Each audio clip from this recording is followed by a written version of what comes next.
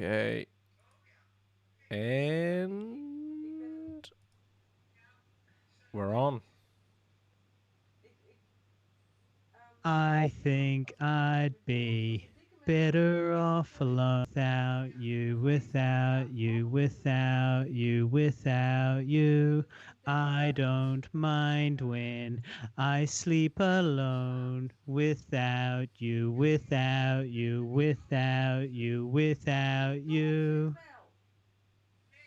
My name's Harley Neville. Welcome along to the Guy and Harley podcast, the birthday special Guy and Harley podcast. And I'm Guy Pigton, and happy birthday to the one and only 37-year-old man, Harley Neville. Is that me? It is. So you have just in lockdown, in a time of crises, Yep. you have turned at the grand old age of 37. I am still 36, in case anyone is wondering. I am much more youthful and spry, but that's what's going on. So, yeah, well, it is the birthday special, and it's also the mid-lockdown special. And I feel like I definitely noticed a sense of mid-lockdown malaise. You hit a wall. Fall upon me. Yeah, exactly. I did.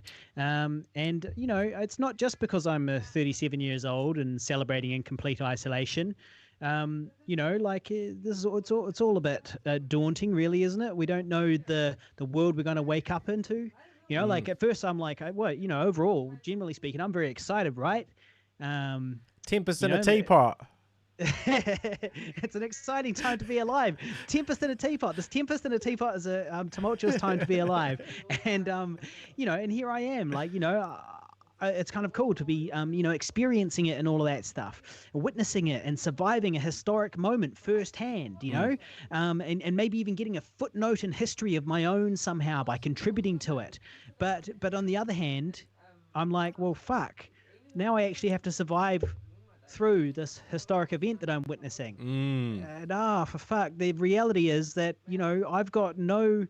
I'm far worse off than anybody who has any type of skill or talent that they could use to, better themselves, to provide for themselves in this brave new world. Yeah, all that time that you, for the last, I guess, shall we say, 27 years, the last 27 years you neglected how to learn how to fucking use a computer may have now backfired on you. Yeah. All that time you could have been upskilling and learning how to edit and Photoshop and different code and everything, and instead nothing. Got to be into it though. You got to be interested in that. I did learn a number of quite a lot of that stuff actually. I'll have you know. I did.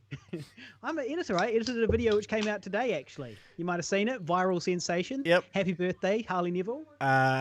4 shots, I believe. Correct me if I'm wrong. 4 shots, 4 takes. What camera did you use? Your phone, or did you film with your other camera? I used my Canon G7X. Is what I used. Great little camera. Actually, it kind of fucking annoys me, to be honest. That camera, it seems like it's constantly trying to find its focus, and it fucks me off. It's like, mate, just fucking pick one. Literally, you're sitting on a tripod looking at my face. Stay in fucking focus. What's You've the got problem? One fucking job. What's the problem here? You've got one fucking job. What's the difficulty? Part of it is the talent standing too close to the camera or something like that, I guess. Well, look, I saw that post, a little surprise on your birthday, and I enjoyed it. Thought it was good. I thought it was very well. I thought it was well framed. A like react. Yeah, give it a just like react. Yeah, well, what? There's no ha-ha. No ha-ha. No love. I liked no it. Birthday love. No birthday ha-ha. Okay. Just a like. A cold, affectionless like. I gave it a solid like. I throw those in the trash with the rest of the likes. Useless to me. They mean nothing. they mean fucking nothing. They're the equivalent of a thumbs down in this new Facebook world. Yeah. Yeah, no, I gave it a like. No, look, all it made me think is Why the hell? Well, hang on. You were saying that you liked it because it was so beautifully shot. Yeah, it was well composed. I enjoyed the framing of everything, and the yes, everything was well done. And I was like, yeah, like this concept, this idea, this artifice, this illusion that you've created of being a non-editing, non-filming dullard that can't do any work for yourself is completely untrue. It's it's purely a mirage to avoid having to do it. Yeah, well, I've found my evolutionarily stable strategy, man. This is the one I've settled upon. And so yeah, it was I was quite happy with how that turned out, really. Yeah. Considering the effort put in. Someone did comment on the dildo that was in shot. A little what they call what dildo? What they call that. Wait a minute, there was a dildo? What they call that in the film biz is an Easter egg. You've left a little Easter egg dildo. On literally on Easter as well. It's a literal Easter egg dildo. Brilliant. On Easter. Brilliant. Layers. There's layers to these films. There's all sorts. Well, there's layers to everything. Every joke I tell. There's so many layers to every dick joke. So that was cool. To see that. Never know what's under the foreskin. To see that device that you've violated many women with in your time. Actually, that device is nothing but a prop. That device that has been thrust in and out of many holes. No, as a way to increase your sexual prowess. That was cool to see that in the quarter. That's actually more of a prop than anything. Oh, that's a prop. I just specifically I bought it for this. For this. Well, you know, I mean, it hasn't really been put anywhere apart from that. There's this one little experiment I had one time, but then other than that, it hasn't really been put anywhere weird. And it's really a hangover from a previous relationship. Oh yeah. Yeah. It was almost like But it's like it's fully functional. We're not going to throw around fucking throw away a fully functioning dildo. I'm sure we've been through this, right? We're not going to throw away a fully functioning dildo. What the fuck am I going to do with it? And I can't give it to my next girlfriend, obviously. It's bad for the environment. Exactly. It's irresponsible not to reuse it, if you think about it. We created the image of these perfectly usable dildos floating up and beaching themselves on the sand on beautiful tropic waters 5,000 years from now. Yeah. Pristine. That's the image it creates. Pristine dildos.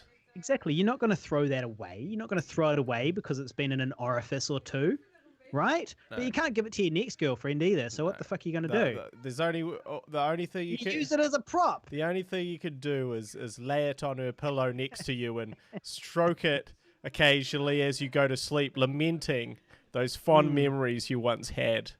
I feel like that's probably the go for you. But so that was cool. So shout out to her, the recipient of that dildo. Big shout out to the recipient of that dildo.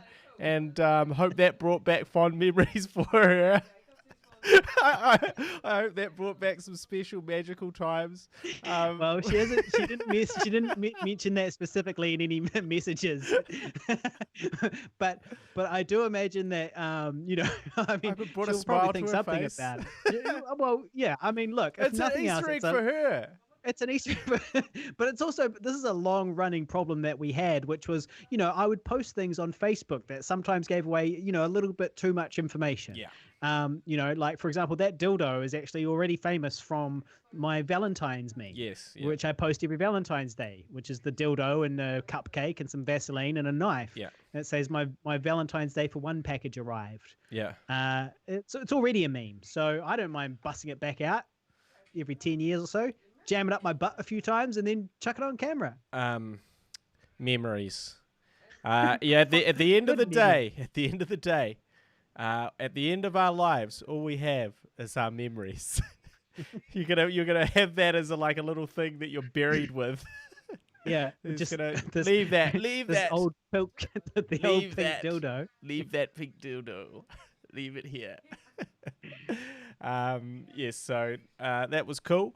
So how have you been enjoying, or how have you been spending your time on your birthday, on lockdown?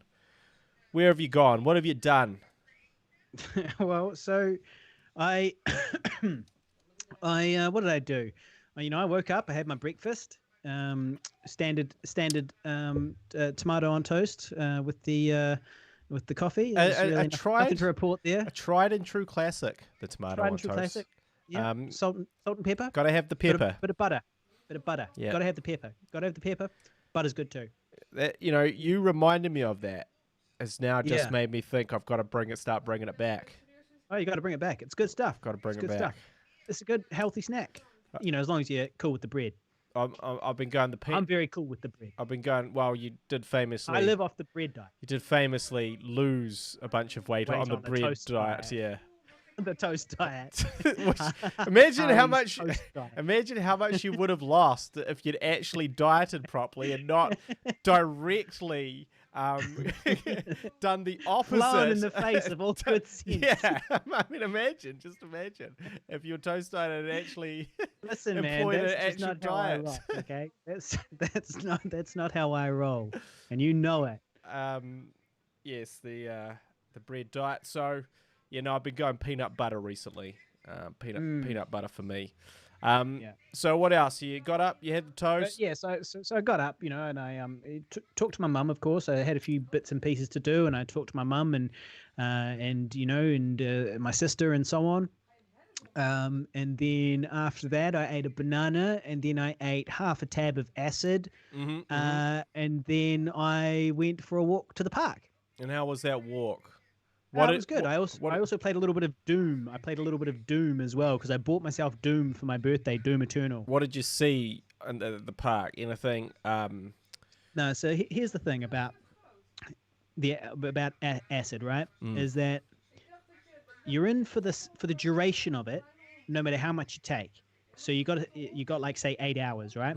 But you can control the intensity by deciding how much to have, Sure. not how long it's going to last you, though. You just got to accept the fact that you're in for 8 hours and go balls deep in that sumbitch. And then so the point I was making behind that was that You're still on it. Clearly. Well, that too. But that I didn't have enough, basically. Right. So I just had a half because I didn't want it to be too intense. Because I was like, there's no need for me as a 37-year-old man to be, waking up tomorrow morning, right, hungover. It's a Tuesday, hungover on a Tuesday, older than I've ever been, fatter than I've ever been, more unemployed than I've ever been, World record. and Yep. coming down from acid. Yeah. I don't need that. I'll just stick to being old, fat, and unemployed. And yeah, so I don't need to be tripping balls coming down all at the same time. speaking of being unemployed, we've there's been a lot of unemployment going around recently amongst our friends. Yeah. Our friends have been riddled with unemployment, but it always comes as a shock to me. Sometimes, yeah. Just for the record, the park was still very fun. Yeah. I just went for a walk, but I wasn't visually hallucinating. You were just whoa. There was nothing weird or wacky going on. Everything is nice. Yeah, Everything basically. is peaceful. This grass is so peaceful to me right now. Yeah. Sure. So, yeah, our friends. One of our friends has just lost his job of 13 years. Yep, a dear friend of ours. The thing about some of my friends is now that we're old, we've all not all of us. Some of us have sort of remained on the fringe, right? Like you and I have remained on the fringe. Jack of all trades, master of none. So actually, there's actually quite a few different things that we may go back to doing in some form or another, in some capacity or another. But some of our other friends have sort of kind of chosen a career and they've chosen a path, and they haven't sort of deviated at all from that, and have worked their way up, quite high in these respective careers. And now COVID's just taken all that away, and it's like, obviously that sucks and that's shit, but the real sucky thing is, where, and I guess our economy is going to be trying to answer this question, where do those people go, those specialists go, for which that job simply no longer really exists? I have a friend in the tourism industry, and we have a friend in the I guess you'd call it the was it the film industry? What Nick does?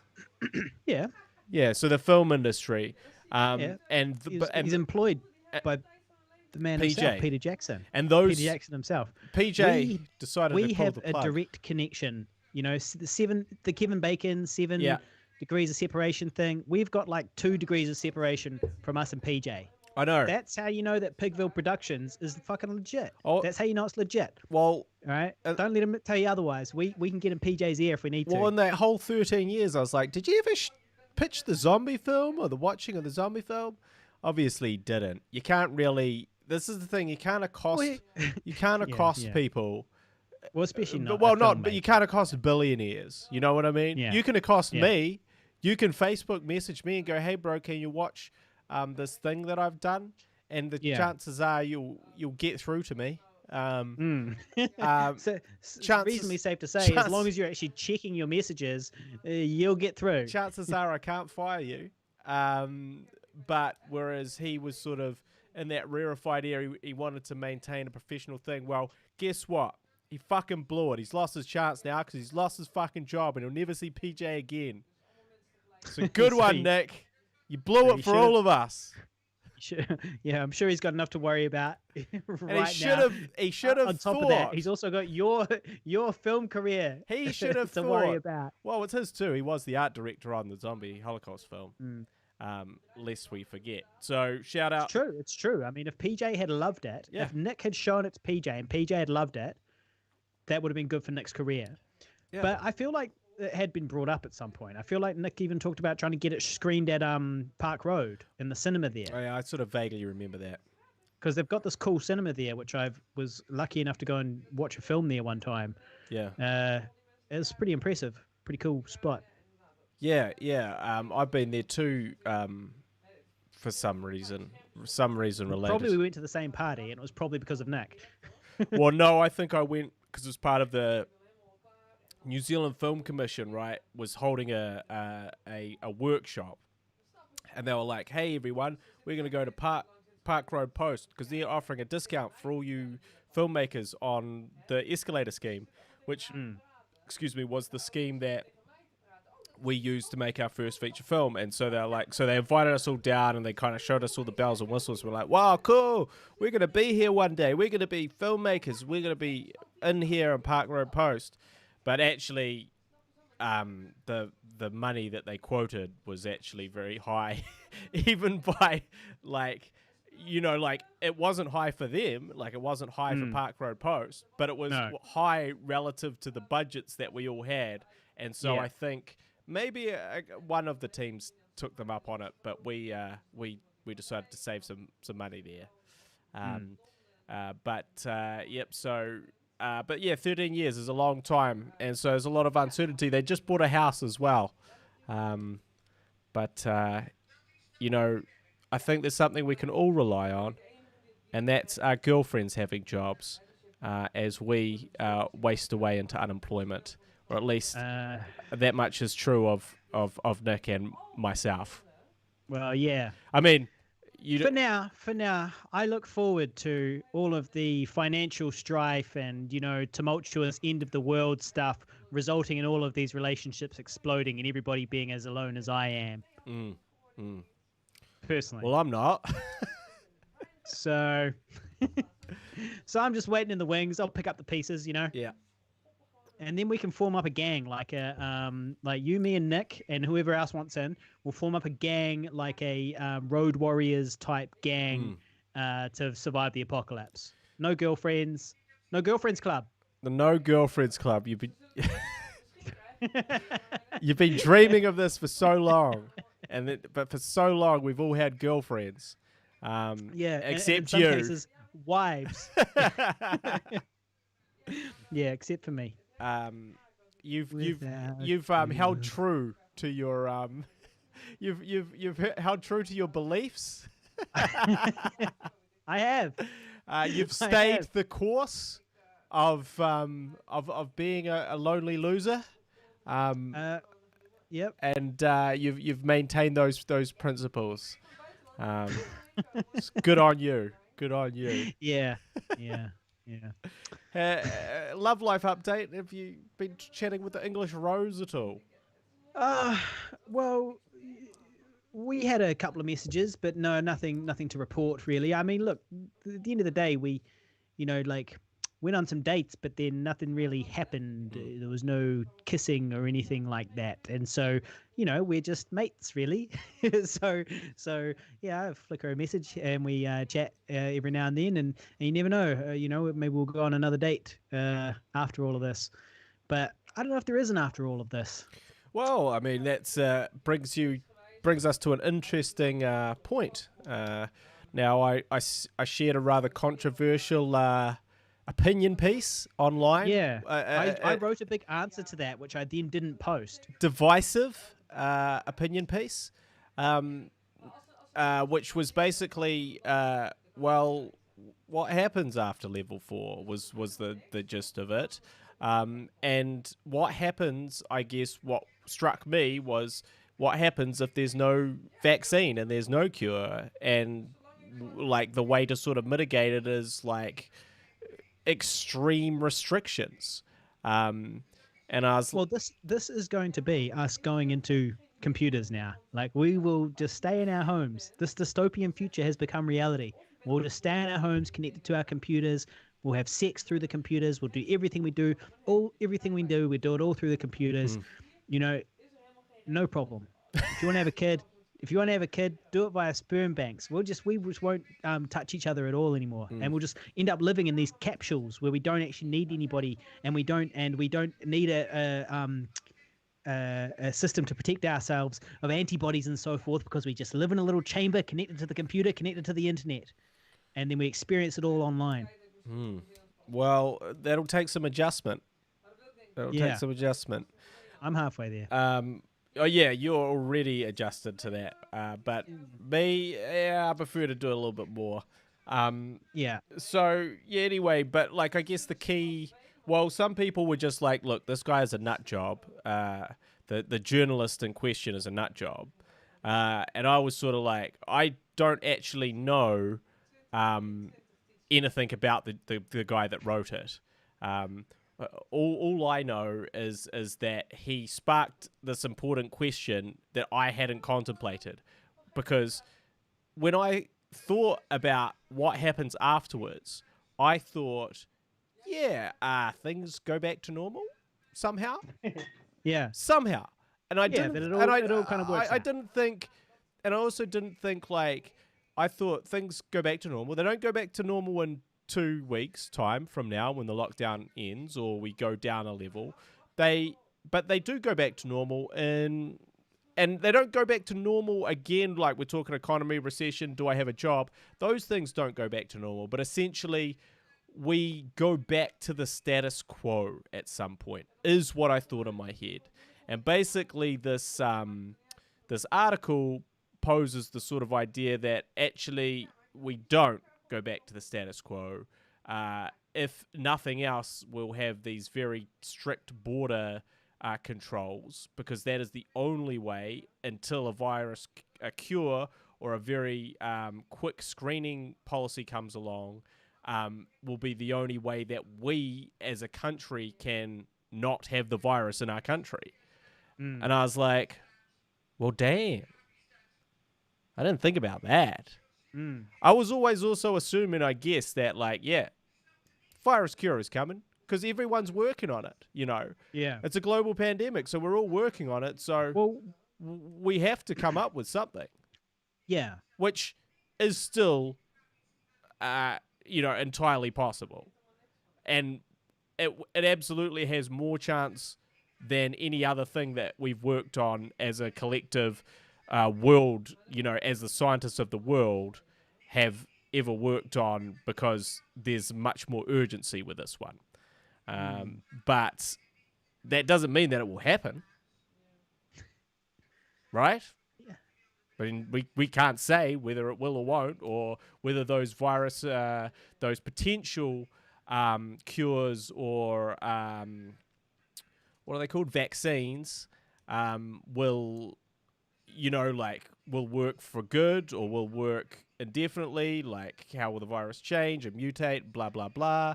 Well, surely, like worst case scenario, right? It rips through society, rips and tears through society, killing willy nilly, left, right, and center. And just like after the Black Plague, whoever's left inherits their neighbor's house, type thing. And everybody's left. That's like, hey, cool. Well, I didn't catch it, and I can't catch it. Thanks for the house. Nice couch, ninja.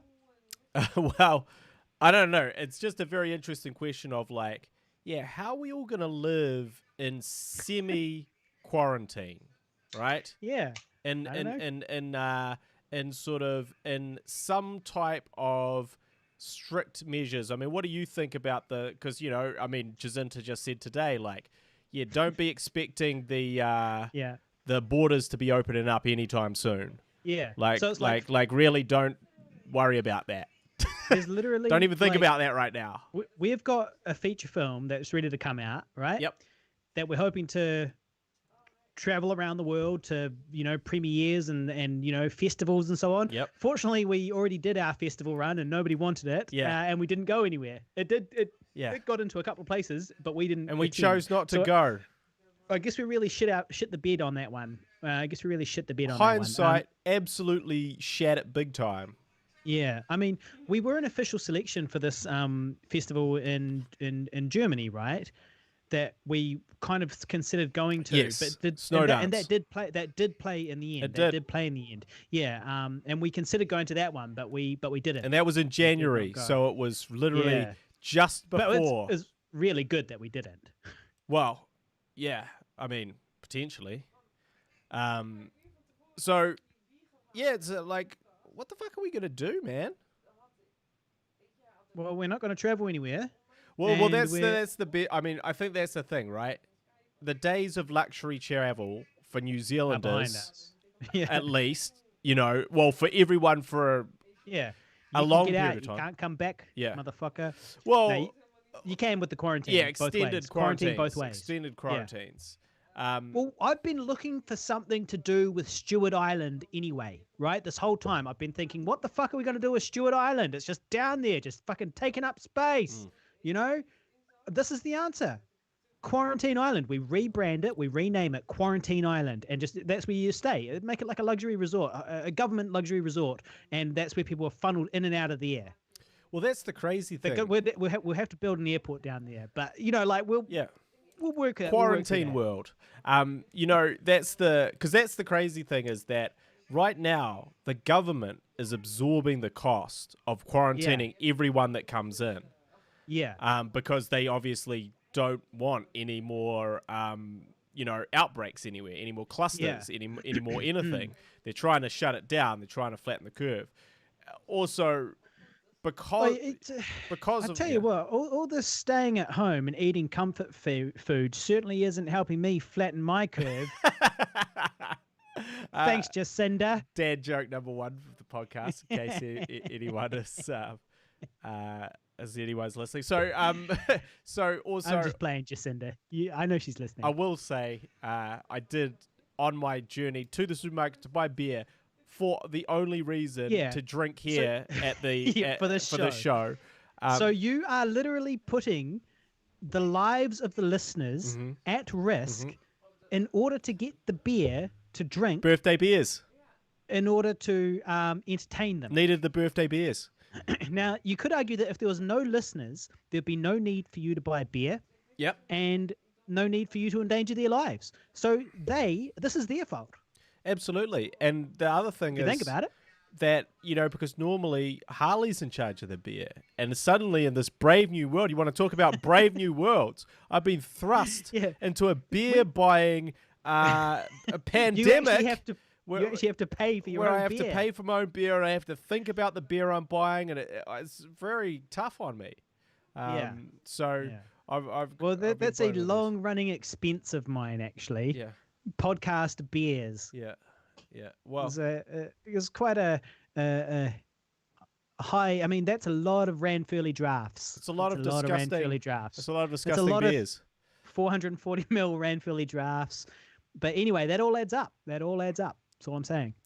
Yeah, so no, I had to make a beer run, but speaking of comfort food, I did buy some chocolates, some Goody Gumdrop ice creams, and a bag of chips. Yeah. You fat shit. And then you eat them all? Not yet, but there's always after You're this podcast. going to share that with your girlfriend? Well, I bought. I was smart, you see. I buy two of everything now. Two of everything. No. Can't get in Makes trouble. sense, right? Can't get in trouble with two of everything. The only way you get in trouble then is because you blow out, literally you blow out the budget. Yeah. The bill's twice the price. Yeah. Well, luckily I was paying on my card, or she would not have been happy with the with the beer buying situation. But yeah, so yeah, I did brave the supermarket today. Good to see some more things being put in place. They've got the protective screens up, which you reach around to talk and pass things to them. Well, you like it's kind of what are you passing to? It's them? kind of no, like obviously they are better than nothing. You're not using it right. They're better than nothing, but essentially the screen is not that big, right? And they have to. Well, no, they don't. They just have to take the goods, but the screen is like one sort of thin, sort of rectangular piece of plastic, but standing upwards, so it doesn't really like either side of them. Like when you're reaching to get your stuff. Yeah, you've got to be able to get your stuff or give them the stuff. So it's like cool in principle. Not sure how effective it really is, unless. No, I think it makes a big difference though, because you'll be breathing. People will be breathing all over them all day. Plus, think about all the mouth breathing close talkers that probably normally lecherously leer over the counter and breathe their what's that word? What's that? No, there's a great word for like really anyway, their terrible breath all over them, and that will kind of keep them at a distance and actually make them quite a lot safer, probably. Well, look, any precautions are better than nothing. They were very happy to see that I had my face mask on. Well, I'd fucking love to, mate, but I don't actually know. I didn't know where to get them from. I literally Googled it. I was like, where do you get these fucking masks that everyone's got? Nothing came up. Yep. Couldn't find them on the internet. The internet could not sell me a mask during a pandemic. The internet could not sell me a mask. Well, did you go? So you go to Harley? It didn't even Harley? tell me where to go. I was like, should I go to the chemist, or do I go to the fucking supermarket? Do I go to the fucking gas station? Like, where the fuck do I go? Bunnings? Like, do I go to Bunnings? Like, where do I get these things from? Do I need to go up to Bunnings? Right? AliExpress? Well, in the end, I did see the other day that they had some at the chemist. So I was like, okay, cool. So obviously you get them from the chemist then. But I couldn't go in there because they were closed at the time. Yeah, well, so I had that on. But so everyone was very cheerful to see me with my mask on. Hey, check out that dude. He's doing his social bit. Yeah. Well, I was just like, oh, he what a dude. He cares. He cares. How are you going, sir? How's everything doing? I'm good, thanks, mate. And you? Oh, very good. We got a 10% raise the other day. Oh, that's good. Congratulations. Congratulations. We're unemployed. You go, congratulations. Do you have any openings? But you're not unemployed, are you? No, I'm not unemployed yet. My deletion date. Only I'm unemployed. My deletion date is probably early July at this stage. Is what it's looking like. But I hope that I can hang on and there is space for me. Otherwise, I go back to the incredibly high risk profession of being an Uber driver. Which is. I guess all those computer skills didn't work out for you, huh? Guess all those technical editing and computer shit didn't work out for you, huh? Oh, well. Well, it would if the fucking film industry was operational, Harley. Okay. So I should have been studying all these years for something which doesn't exist anymore. To be perfectly honest, I think there's actually a very good chance that I could get work as an editor. It's just that I hate editing with a passion and would Yeah, well, rather if you've throw got to myself choose off a between bridge. editing or I would Ubering, probably, you're gonna have to fucking edit, mate. You're gonna have to to be edit. honest, I You're gonna have to do both. You're gonna have a fucking Yeah. choice. This is the brave new world that you live in. You are knocking on 40, and you got to make a living. Yeah, well, no, I mean, look, it's nothing new. I was doing it up until February last year, or was it February this year? I can't even remember. So now I'll probably Uber and security is probably what I'll be doing. And I may do some editing, but to be honest, I don't know. It all depends how much they're paying you as an editor. Obviously, I'm not going to turn down like $50 per hour, but also I don't think there's going to be that many $50 per hour editing jobs anymore, which means that if I had the choice of sitting in a room editing or braving the wastelands as an Uber driver, a lot of the time I pick Uber driving. That's how much I dislike editing. But okay, that's fine. But you got to remember the version of Uber driving that you remember. It's gone. How great it was! Oh, the giddy heights that you reached horrible. at the best moments of your Uber career. Yeah. It's never getting that good again.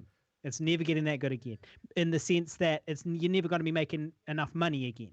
You know, because everybody is an essential Uber driver, right? So everybody's out there's got bills. Everybody all of a sudden is ride sharing for everybody who ain't driving everywhere, because nobody's going nowhere, because nobody's got a fucking job. So like there's a million Uber drivers out there giving each other's like bloody just, I guess you guys just toss each other's off in the bush or whatever. I don't know what you guys do.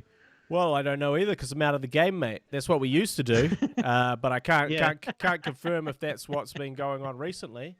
You know, right? I was worried actually that I got caught up in a little bit of dogging the other day, because I went for a walk to the park and I was like, okay, cool. So I'm at this park and I found this kind of little bushy area and I was like, oh, this is a nice wee spot to like go for a walk and like, you know, be alone, get a moment to myself. And so I wandered along and there was I noticed this car had parked sort of strangely near like kind of this entranceway to where I was going, and there was just a kind of a guy like hanging out in there, and I was like, okay, cool. Well, he's just hanging out, waiting for a ride or whatever. He looked like an Uber driver or something like that. And I was like, he's just waiting for like a ride or whatever.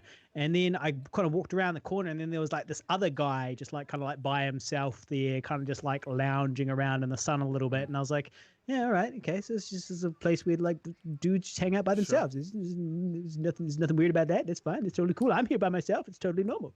And then I kept on walking, and I walked up into this kind of bushy path area, and then somebody followed me. Somebody came up. Somebody was coming up behind me from where I'd just come from, but there wasn't really anybody down there except for these two lonely dudes. And I was like, man, I don't want to have to kick these guys' asses. So I was like, I don't want to do that. But I was like, were these guys following me or what? And then, so basically nothing really happened. I went and I sat down somewhere kind of like where I had like a big open space. I could kind of see what was going on. And they just stayed in the bushes. And I was like, well, I don't know what the fuck's going on here, but it's definitely something weird going on. You're like, so maybe they were having sex in there. Right. Yeah. Well, those two dudes. And maybe they were kind of wondering if I was like part of that. But I'd already jerked off in the bush, so it was no problem. Which is what attracted them in the first place, if being realistic about it, was because you were tossing off in the bushes, which you admitted I gave them the idea. You admitted that from the beginning of the story. Yeah. So Red Face Pictures on the live stream says asks a very pertinent question: is dogging going to take off in this new climate? That's an excellent question, Red Face Pictures, and obviously, I think the answer is yes. That there's going to be all types of fetish stuff happening now. That basically it's about exposing yourself to danger and bugs, right? And so basically, they're going to go out. These people that have this, I mean, I won't call it depravity, but I wouldn't do it. But like, you know, there'll be people out there like man with a giant pink dildo in his birthday movie. I wouldn't indulge in any of this depravity. Depravities. Left a dildo Easter egg in his birthday video for his ex-girlfriend. No, it wasn't to for her. trigger his ex-girlfriend. In spite of her. Triggered. Yeah. So yeah, but you wouldn't indulge in that sort of madness. No, I wouldn't. Now, where did we get to? Yeah. So is dogging going to take off in the future? Yes. Oh yeah, it's going to be all about exposing yourself to bugs and stuff. And so it's I also reckon there'll be all gonna types of quarantine, isolation bubble bursting shit is going to start happening now, where it's like, oh yeah, like now the affair is extra naughty. The affair that I was already having is now so extra naughty because I've got the COVID and the quarantine and all the rest of the naughtiness. Well, there's also and people are going to be all about it. There's also going to be COVID roleplay where it's like, I'm sick, and I'm going to infect you when I have sex with you. What do you think about that? But I'm just so horny. Do you want to have sex with me anyway? Are you going to risk it because of this cough?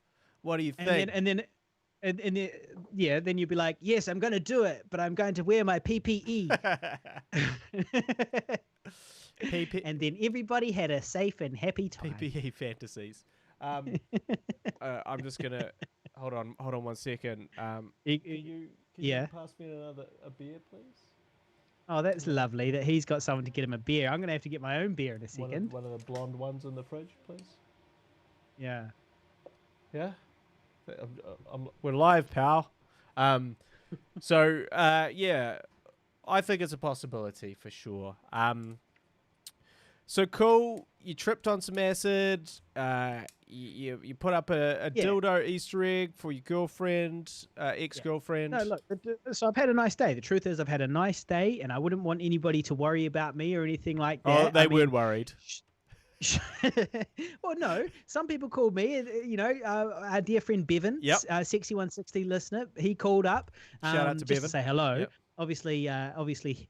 He knew that I was joking, but still, he also knew that a lot of truth is said in jest, and that all the best jokes are built around a kernel of truth. Sure. And so he called in to check on me, but I wouldn't want anyone to worry about me. I mean, sure, this loneliness is all-consuming and completely predates the lockdown by years. I'd be kidding myself if I tried to say that COVID-19 had anything to do with it. But overall, a lovely day. Yes, the blanket of loneliness has been heavy on your shoulders for many years. So really, this is just a thank you. This is nothing at all. Well, I'm gonna have to start rationing this acid though. I'll just have to have one every time we do a podcast. Well. That's cool. Did we get any listener feedback? Did we get any listener questions? From follow up from our last podcast? No, not that I know of. Sweet, it's good. That's good. Nobody gives a fuck. Nobody gives a fuck. We got some great questions last time, but nobody really gives a fuck this time. Everyone tuned out. Yeah, nobody gives a shit about that. Well, everyone's busy, man. Everyone's got their real life shit going on, and they're like, man, are they busy? I used to listen to these dickheads when I drove to and from work, but I'm not going to listen to these guys when I'm not driving to and from work. I mean, I've got shit to do. I'm hanging out with my family. These fucking ball bags. I didn't even meet these cunts. Fucking up in Auckland. Fucking dickheads. Well, I will say that I did brave the apocalyptic wastelands recently. To film some cutaways for what could be the new short film in the works, which is currently titled, what is it titled? Stay at Home, I think it's called. Well, that's original. It's a great. Gotta capitalize, mate. What's it about? It's about someone in lockdown, at the beginning of lockdown, of isolation, who starts to believe that perhaps she's being stalked. Oh. And so currently 13 pages into the first draft of that. There's how long is this? You've got to have to shoot it. Yeah, well, realistically, it's meant to be 1 to 2 minutes. Nah. My aim is 15 pages. Well, that's obviously not going to happen until after lockdown. Nah. It's all about look. At the end of the day, it's I guess it's just you, her, and some dialogue and yeah. nothing else to At do. the end of the day, it's all about writing to what you have around you. So look, if I Mm. write, look, there's a big explosion, and she's running away, and COVID house explodes, and she's engulfed in a ball of flame, then COVID flame. COVID flames, that's going to be a problem. You know, if there is an apparition, a ghost, that sort of haunts her and is like running about on the roof, you know, and sort of her head's twisting around in 360 degrees and or 180 degrees, or how many degrees a head twists around where it becomes expensive to film. Suddenly I've got problems. If someone's just alone in their house by themselves and is maybe a little bit paranoid, well, actually, that's quite manageable. Yeah, and if you've just got time. And that's the thing. I've been inspired. The muse has cruised through. Yes. And so that's my fucking muse. You using that means that my muse cruised through right through to you. So I'm sort of quite. You're welcome. Engaged. Again. Oh, thank you. Thank you. It's always this is the entire thank relationship. You entire relationship. For inspiring me to do everything to make a short film. Everything this guy's ever done. It's all me. It's all me. I really appreciate you. It's all inspired by me at the beginning. Yeah, I really appreciate you making me write these pages and pages of script. So I've been working on that, and I'm sort of I'm switched on, man. I'm liking it. I'm liking the idea behind it, and I like challenges as a filmmaker. I enjoy the concept of how can you make things interesting, how can you make things work with very little, and sort of how can you do things like, you know, if it's like, yo, you're the one that's filming this, and you have one actor that you can call upon, and she's your girlfriend. Well, you got two. You got two, because you got to remember, you got to get me in on that. I got to be in there somewhere. Yeah. Well, no, and that's the thing. And what I hope to do is involve a few of our actor friends via Skype, because that's how. Yeah. And that. Hey babes, just checking up on you. How you doing? Lows. Yeah, girl. Let's have some tequilas. So who is that playing that role? That'll be me playing like a party girlfriend of the trying to get her into the mood. To, like, you know, be frivolous. Yes. But she won't be feeling that frivolity. Frivolity. She won't be feeling that because she'll be so paranoid. No, she's too worried about what I've dubbed COVID man. COVID man is around. Yeah. But to set the scene, you got to have that girl. COVID man is ever present, like he is in all our lives. So, you know, it's for the times, man. It's for the times. Any other time, who cares? But in this instance, might be pretty interesting. Yeah, well, I think it'd be good to do it sooner rather than later. For sure. You know, like, because obviously this is only going to get worse in terms of there's only going to be more and more and more content about exactly that type of thing coming out, and it's a race now. It's really a race to do the COVID man movie. It's a race to do this exact movie. This movie is going to be done, and millions of iterations of this film are about to be made. I've got a plan. Yep. Let's just re-release No Caller ID. We'll call it COVID Man. And then at the end he's not really there. Yeah. Well, right. So we got some question from Red Face Pictures. At what stage should you stop writing your script? Like, how bad does the world need to get before you stop writing? As in, what's your plan if we end up in a war with China? So there's two parts to that question. Two-parter. The first part is, at what stage should you stop writing your script? And how bad does the world need to get before you stop writing? Before you give up on that concept. Well, as in, because basically this is kind of what I'm struggling a little bit with lately as well, is like, if we're talking about a historic type depression, you know, it's like, it's not like oh well, we'll just keep making movies through it. You We know what I will mean? It's like, persevere. well, we'll be right. We'll go to work and we'll figure it out. And we've done 60 hours before, 60-hour weeks before, and we'll just make our movies. But nobody's buying them anymore. You know what I mean? If there's nobody to buy them, then there's no point in making them if they're, like, or that type Oh, of thing. I don't know. So Movies were very popular in the Depression, Harley, yeah, well, and I in mean, and in wartime. In fact, mm, it's the most popular. escapism, So I think that escapism. people will, be willing to pay. Sure, sure. But will they be willing to pay you and me to continue making our dick and fart skits and other bits and bobs that tickle our fancy? Not necessarily the case, in an actual global downturn economically. Yeah, I mean, well, when were they paying for them? Well, yeah, it's true. So really, we're just creating content for the masses.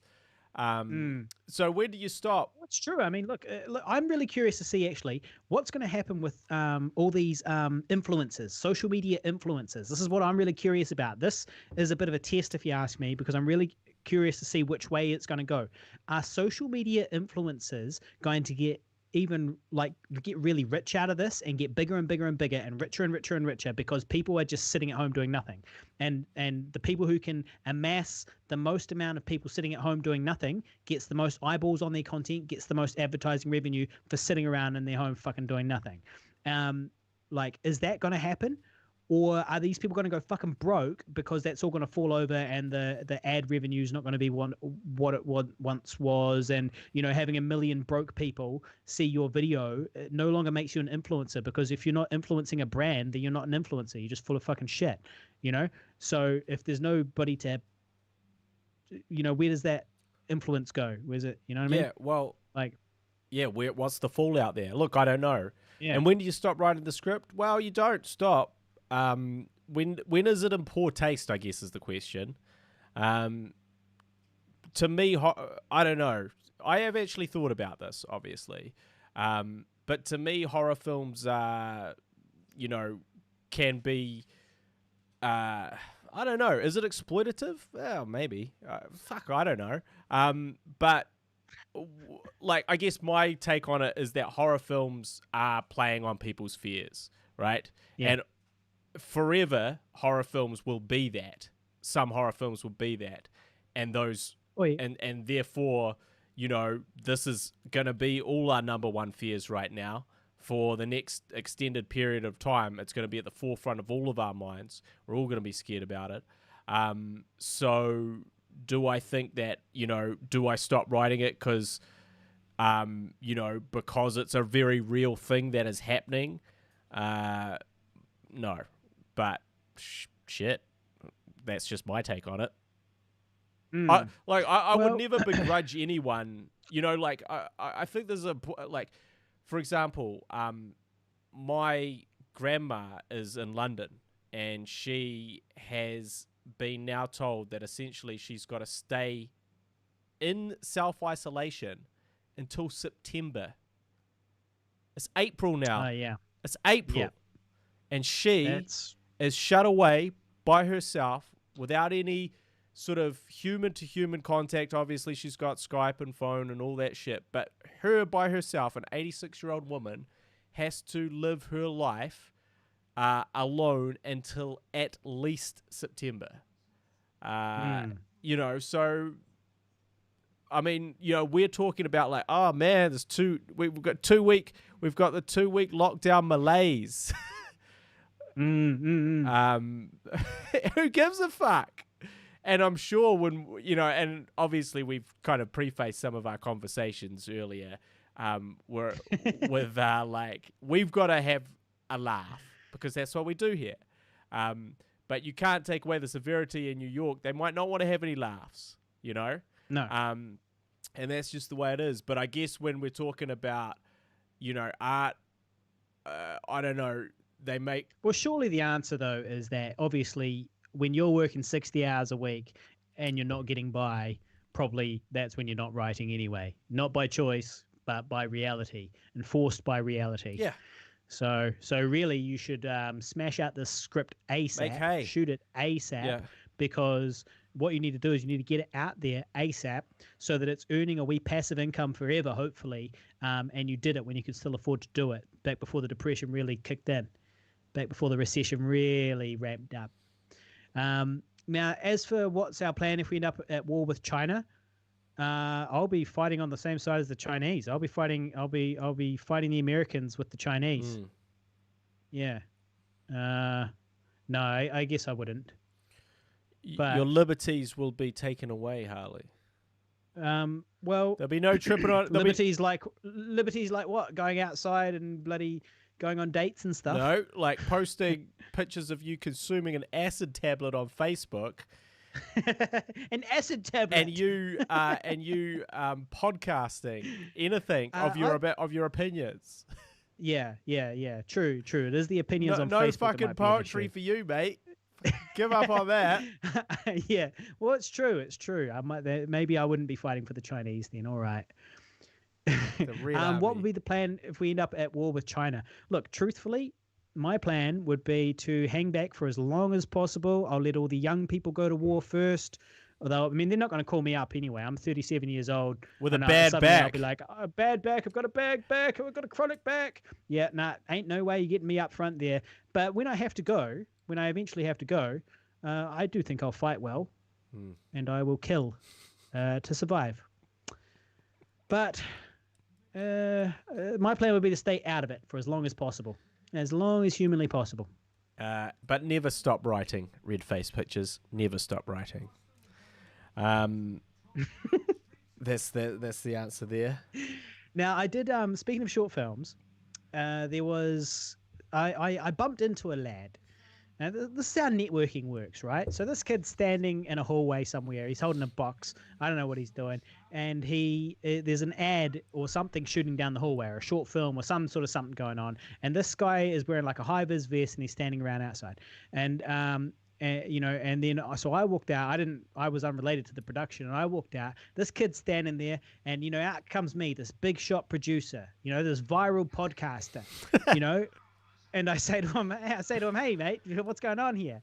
And we get to chatting, and we become Facebook friends. And as it happens, I ended up showing him the trailer for Older, and he said, I don't have it right here in front of me, but basically he said, I see you've got Alex Savage in there in the trailer for Older. You've got Alex Savage in the trailer for Older, and so. I was like, yeah, dog, that's my bestie. Yeah. That's my bestie. That's my boy. That's my boo. That's big star. Me and Alex. Yeah, big me and star, Alex. Me and Alex. Savage, yeah. Big supporter. Yeah. I'm a big supporter of Alex Savage. I'm always been a big supporter. Never had anything but kind words to say about Alex Savage. About Alex Savage and the wrestling career. And so anyway, this guy says, damn. So I said, I'm besties with you. And he said, damn, I saw him wrestling a while back and thought he was fantastic. I actually wrote a short film specifically for him. Brackets, I haven't shown it to him yet. I was going to find some stuff that he's in to get a better idea of him first. Right. And then so I sent him our YouTube channel, and I said, mate, fuck, have at it. Wow. Standing by. When we get down to level 2, I'm ready. Has your grandma seen our Lord of the Rings parody series, by the way? Of course she hasn't.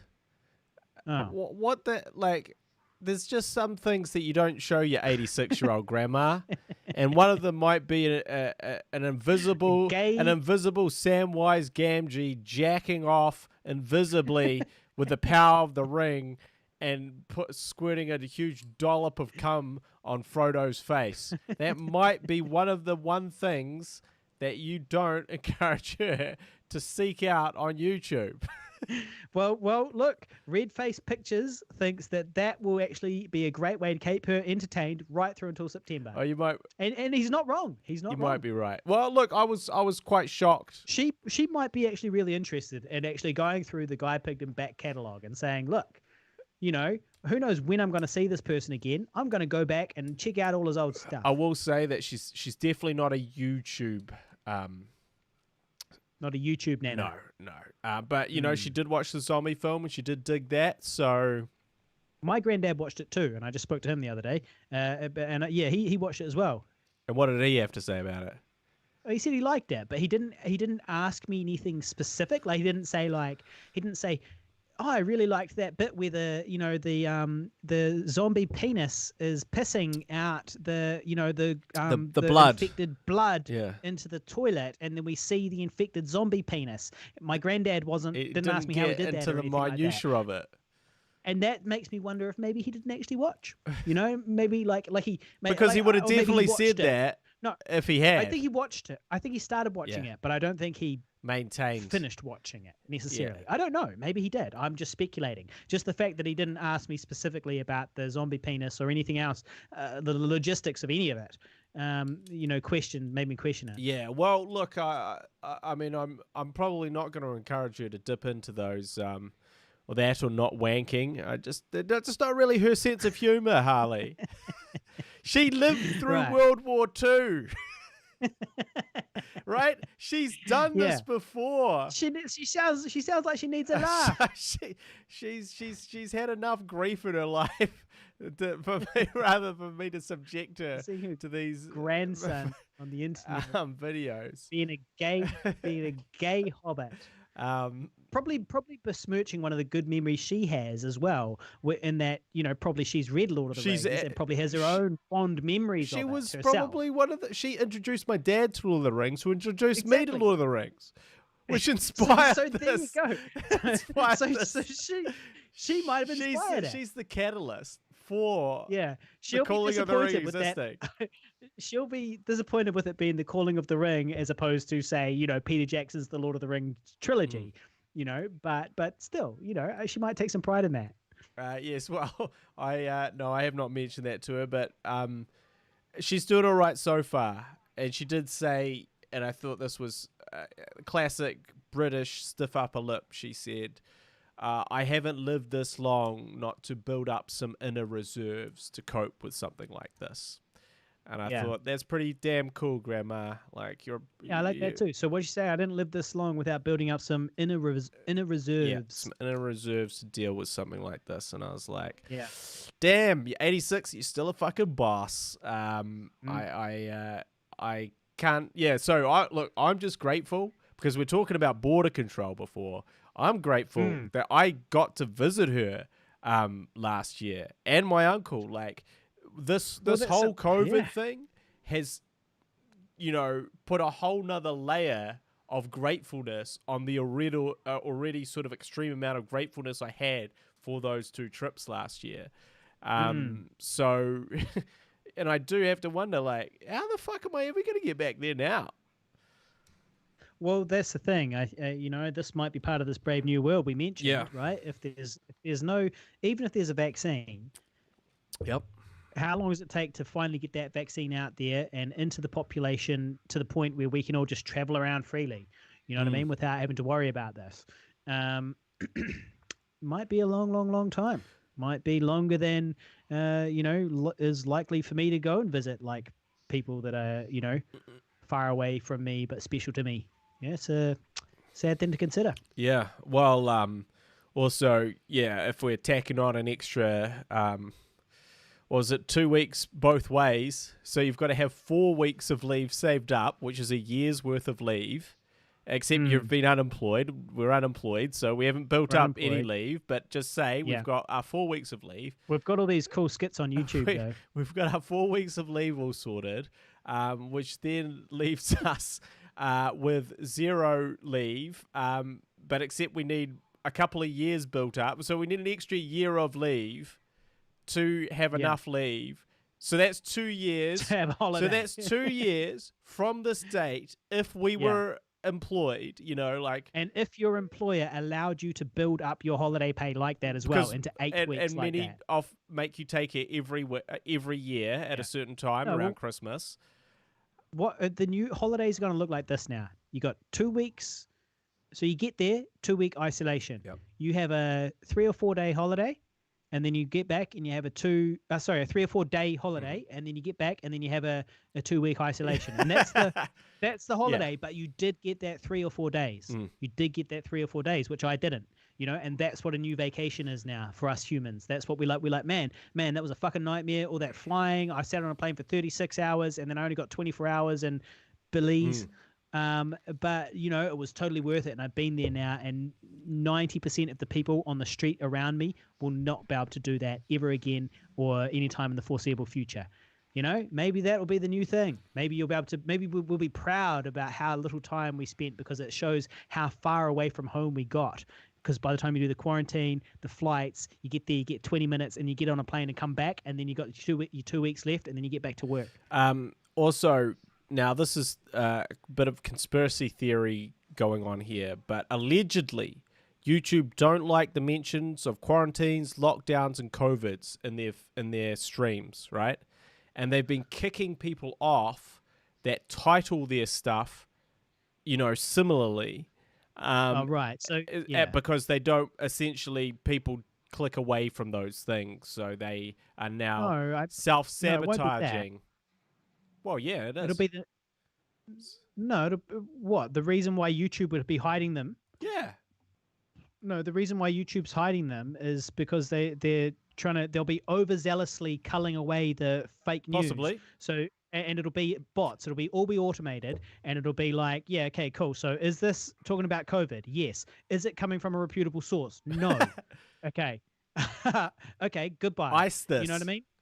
Ice it, exactly. And then, because this is a worldwide thing, and they don't have time to go, oh, well, hang on a minute. They're just having a polite discussion about COVID. Is it an expert? Are they talking about COVID? If they are, great. If they're not, fuck them up. And it's the same on Facebook and all those types of things as well. They're all like clamping down on these anti-5G, conspiracies, because the fact of the matter is that the silly nonsense being perpetuated on Facebook of these anti-vax people and all that, finally we're seeing real world repercussions for that stuff. For example, 5G towers being torched because of ignorant imbeciles on the internet, claiming that, they're causing COVID and all this other nonsense. Look, don't be fucking up my data rates, man. But mate, if you want to make this real serious, start fucking with my internet, all right? Start taking away broadband. Okay, start talking about, because at the moment I'm like, well, I can't go on any dates. I'm like, oh, well, like, who cares? I can't go to work. Oh, well, that's fine. That's why I can, post about me doing acid on Facebook. I've got no girlfriend to disappoint, no employer to disappoint. You can only now be a disappointment to yourself. To myself. No, that guy, I've still got heaps of people left to disappoint, I'll have you know. And I'm getting to each of you in order. I'll be to each of you in turn. Now, what the fuck was I talking about? Well, you're being a disappointment to everyone. Or do you mean before that, the 5G towers, or the torch of the 5G towers, and also the COVID strangulation? Oh, well, that's right. Well, I put up a hilarious post. So I went on a lovely rant there, didn't I? I put up a hilarious post on Facebook, and it was me running away from some zombies, right?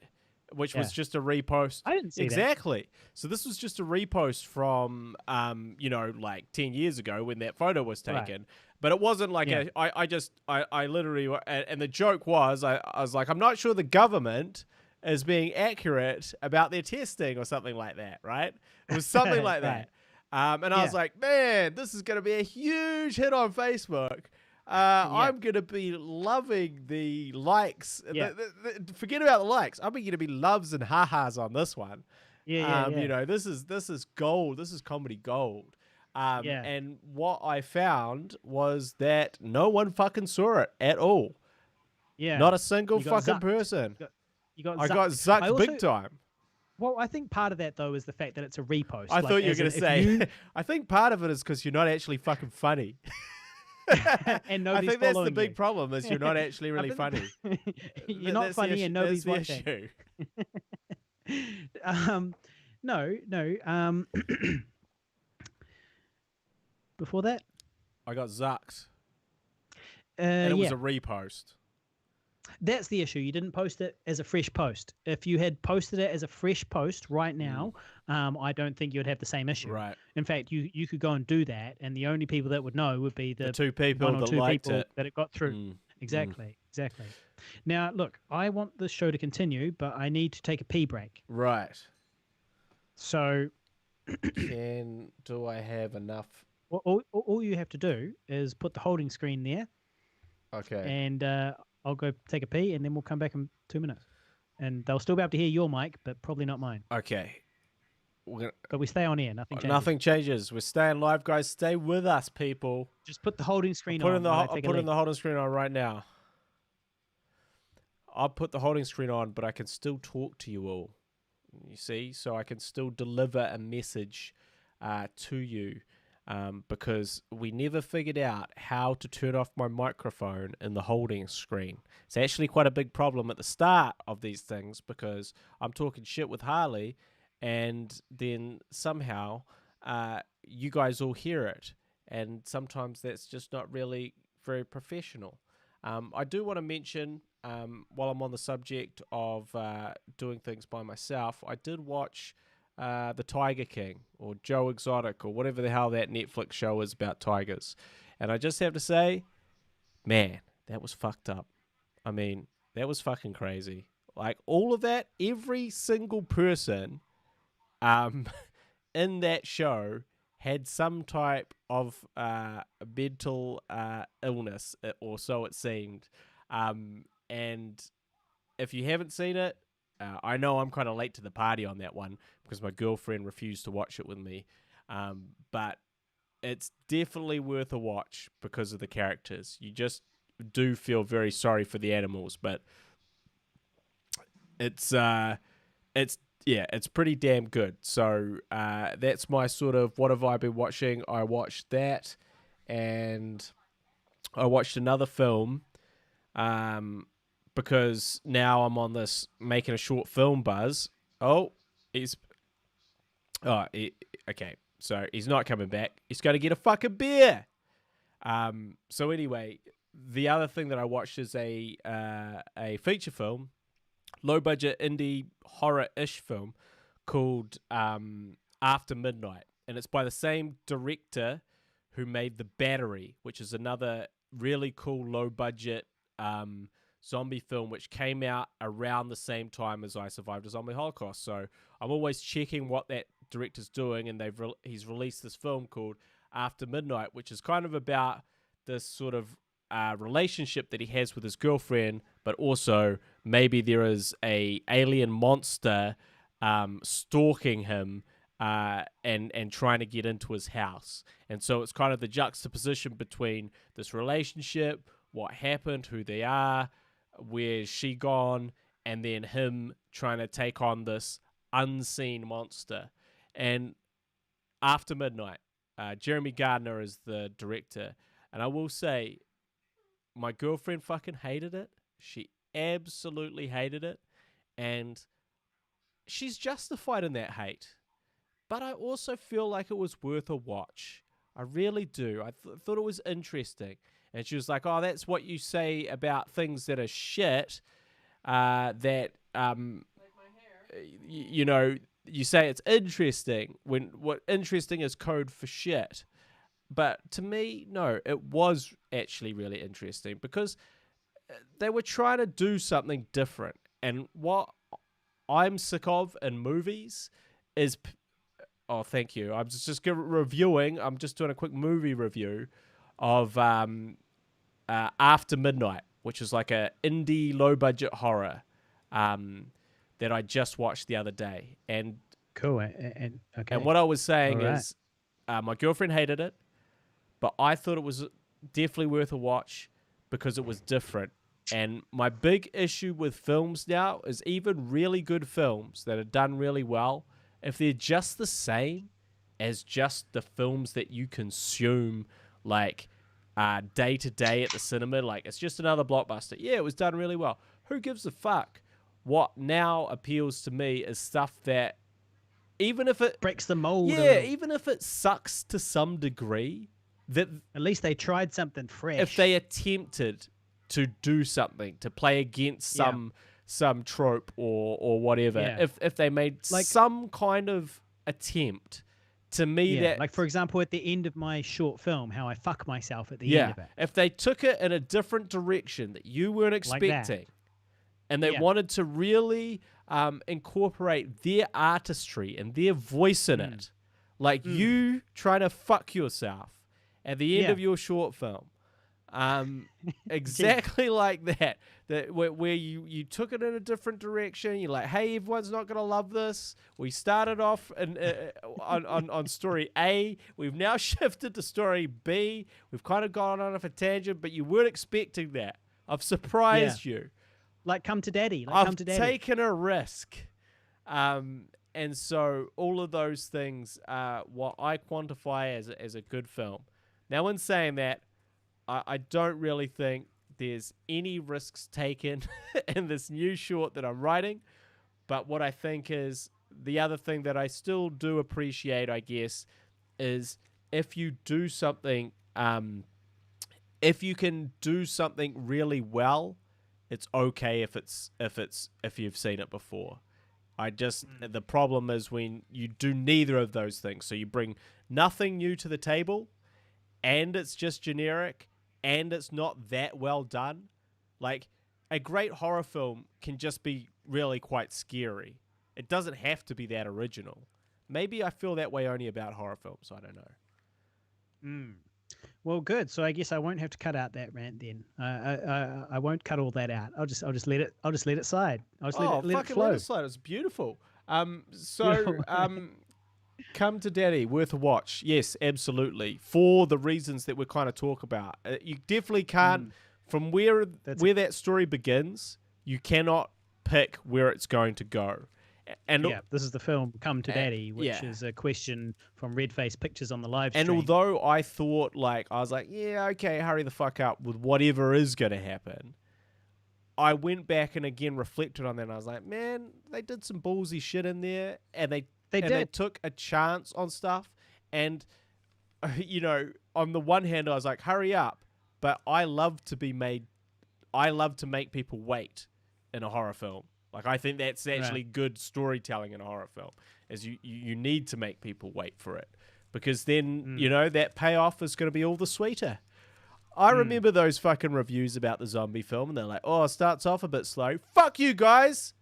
That was laying down... you idiots! You fucking idiots! That was character development. That was planting the seeds, you motherfuckers. Don't be so impatient. What's wrong with you? Just enjoy the ride. Yeah. One thing I'm thinking about with this future, the one little thing that I'm going to have to twist my head around, just pivot slightly and just ever so slightly change my perspective on, is that, up until now I've kind of had this idea. I was kind of like, well, look, I'm not really too upset about all this stuff that happens, right? I'm physically comfortable. I'm safe. 10% a teapot. It's a 10% a teapot. I'm not worried about it. It's not a big deal. It's going to blow over very shortly. It's much ado about nothing. This global pandemic. Not much ado about nothing. It's a 10% a teapot. Oh, we're unemployed. I'm unemployed. I'm unemployed. You have nothing for the next year on your nothing schedule. For the next year. I can't go and visit people that I love that are far away from me that might die before I ever get to see them again. You can't have any physical interaction with anyone. I can't interact with anybody. I'm in a bubble of isolation by myself. 10% a teapot. Anyway, so this idea anyway, I kind of had this notion that well, look, we're all in this together, right? We are all in this together. And I was like, we're all fucked, but we're all fucked equally. Yeah. But I've quickly come to my senses and realized that's not true at all. We're not all fucked equally. Some of us are going to get fucked more than others, and how badly we're going to get fucked is being decided right now by our actions and all that other type of stuff. So yeah, I've lived a life of leisure and grown fat off the fruits of freelancing. Sure. But now I'm fucked. Now I'm absolutely fucked. More than anybody with an actual skill set out there. But yeah, I mean, I was kind of like, well. It'll be we're all kind of in the same boat, and when this lockdown comes up, we'll just kind of see what happens. But I was like, well, hang on a fucking second. I'm a freelancer. I know what's going to happen when this lockdown comes up. There's going to be no fucking work for me. It's going to, there's been quiet periods. I've had quiet periods, over Christmas or whatever. Quiet period. We have a couple of months with fuck all work, right? And, and that sucks. That's not what this is going to be. when we come out of this lockdown and all of my colleagues go back to work, they'll be working their salaried staff to the bone. They'll have the bare minimum staff. They'll have people working from home. They'll be wringing every cent out of the salary, so they'll make sure they work the full 40 hours a week. And so, they're not going to need the likes of me to come in for twice the price and fill a gap in the roster. They'll go, no, there's no gap in the roster. No. We'll figure it out. You know what I mean? Someone's going to figure it out. Somebody somewhere is going to be working that, and we ain't paying extra for it. It's skeleton crews. Everywhere is skeleton crews. Every company is a skeleton team. The skeleton holds everything together, and we all rely on the skeleton. And we all know that I am not an integral part of anybody's skeletons. You're only... I'm a flaccid and superfluous limb. Well, really, you're just a skeleton in someone's closet that they don't want to mention or talk about anymore. Yeah. And they'd rather keep in there. I fucked that guy once. I fucked Harley Neville once. I'm never going to tell anybody about that. I'd rather not talk about it. If I could, I'd rather not talk about it now. Yeah, shit. I might have to make a lot more short films with my girlfriend. She might be the star of the next 5 Pigville productions. Yeah. Well, look, I mean, we all don't know. We don't know that apparently they're going to come through with the economic stimulus on Thursday. Okay, so, are they? So yes, you were wrong. You were wrong about the election, by the way. I'm sure I haven't heard anything about our election. Are you sure about that? Because I heard some. I'm not sure, but I feel like I would hear about it. I've heard some more things about that. That our election, but nothing official. As in, like, they might be like contemplating it as a concept. Of course, this could affect it, and we have to figure out how it would work. But I haven't heard anything about them officially. Saying let's put back the election. Right. Well, no, I mean it is it November? Which I feel like I would hear about that. It's some time away anyway. Well, I think we're getting a little bit mixed up between the one in the States. Maybe. Because the one in the States is November, isn't it? Yeah. When they decide the leader of the free world they've got the choice of 2 rapists, and they've got to choose, the Americans have got to choose which rapist they want to lead them in this time of great turmoil. And they've got the hot favorite, who is a reality TV star rapist, who's incompetent, has led to the deaths of thousands and maybe ultimately hundreds of thousands, or another rapist. Well, the other rapist is a dottery old granddad rapist. More, not really a rapist, more of an inappropriate toucher. Right. So you've got to choose. Do you want like that creepy, the creepy granddad molester, toucher to lead your country, or do you want the overt reality TV bravado rapist? It's really kind of up to you which type of fucking you would like to receive, America. Now that you've kicked poor Bernie out of the race. Poor bugger, Bernie. He's gone. Why is it that poor people are so hard to help? And the answer is because poor people don't realize they need help. They're not they're not poor people. Like, why are these people in the southern states voting for a reality TV billionaire who literally was born a multi-millionaire? And if you're like poor white trash from the States, which is a big part of his fan base, why would you vote for this guy who is the opposite of anything you've ever been? This guy's never fucking taken a shit in a long drop. This guy's probably literally, I don't know if Donald Trump has to wipe his own ass. Why? Because he's got a bidet. Probably, yeah. You have to assume he does. Oh, right? yeah. I mean, you don't grow up. You can't imagine the children of billionaires wiping their asses with a fucking scrumped up piece of paper. No, it'll be the 3 seashells, man. They'll be up there on the 3 seashells. Those richies, they'll be on the 3 seashells, homie. They'll press the buttons. The butt will be cleaned. It'll be washed. It'll be dried. You'll walk away. It'll be talcum powder. Give you a wee slap if you want. Give you a wee slap on the butt on your way out. Well, I do feel like that we've transitioned into our classic segment, which it's totally unofficial, but it's something that we do return to, and maybe we need like a theme song or something for it. We need a quote or something, but it's called Donald Trump bashing, and it happens like at least every second podcast. And I will say, like, and we have talked about that, the elite, the super rich, can never lead people of all ethnicities and races and creeds and colors and levels of economic wealth, because they cannot relate to only the top 5% is the world they understand. So when you go below that world, which is really everyone, which is the real world, they just cannot understand. And yeah, it's the silver spoon, and all of that is true, and all of that is indicative of whenever he opens his mouth, and it is really scary. And even the whole idea of like, we're doing very well, you know, we're coming up, it's going to look like 60,000 deaths, and we're doing very well. Like, it's not a great tragedy. It's not a horrific thing, the worst thing to happen that we're all really devastated about. We're actually doing really well at 60K deaths. Yeah, no, it's like his whole thing on getting in is to assure people that everything's fine when it's obviously not. Yeah. You know, and just claim to have all the answers when he obviously doesn't. He's a fucking charlatan. But I would kick his fucking ass. I want to kick Donald Trump's ass. You're fired up now. I'm all right up. I would kick his 70-year-old ass. But I will say this does bring an interesting point for me, which is the celebrity updates on, you know, Facebook, Twitter, and stuff. You know, the positive messages. Now, for me, these all ring a little bit hollow at a time like this.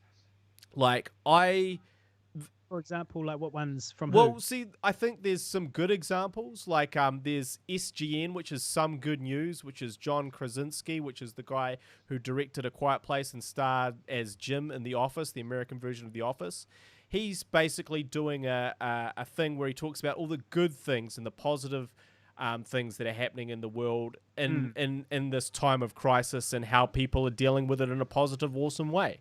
And then he organizes positive, awesome things to happen through his celebrity friends to create more sort of like, you know, to put people in a good mood when they watch this. And to know that, you know, I guess the spirit of humanity is alive and well still, even in these tough times. So that's like a good example. But then there's also, you know, kind of people saying like, you know, just, and I don't have a specific example, but... Or like these social media influencer types. They'll all be like, stay positive, yeah, exactly. babes. But even stars and stuff are like, you know, like, yeah, just don't worry, guys, just chill out, follow all the rules, blah, blah, blah. And it's like, fuck you, cunt. Yeah, you can follow all the rules because your butler has gone down to the supermarket and he's got all this stuff, and your chef has prepared all of this stuff, and you sit at home in your mansion, and you, like, yes, you're going to lose a lot of money, but you're still a millionaire, and you can still put, you know, you can still feed your family, and you're still, you know, like, this has affected you absolutely, but it hasn't affected you the way it has affected normal people. And so the idea that... Fucking shut up, Alyssa Milano. We don't want to hear from you right now. Alyssa Milano. Man, that's a 37-year-old reference right there, if ever there was one. But to me, look, I kind of agree in the sense that I see quite a few of these sort of celebrity Facebook things, and the ones that aren't taking the piss out of themselves, I'm kind of like, oh, fuck off, because there's too much. There's never been a greater divide between those celebrity, elite, rich, and us. Like they will be the ones that we will be chopping up and eating. When the day comes, when the poor rise up. And kill and eat the rich. That includes them, and it doesn't matter that we're their friends and that we really like them. And you liked them in that. You liked them in that Pirates of the Caribbean. You're like, I'm sorry, Brad Pitt. I'm literally going to eat your ass. Sorry about it. And no, I don't mean sexually.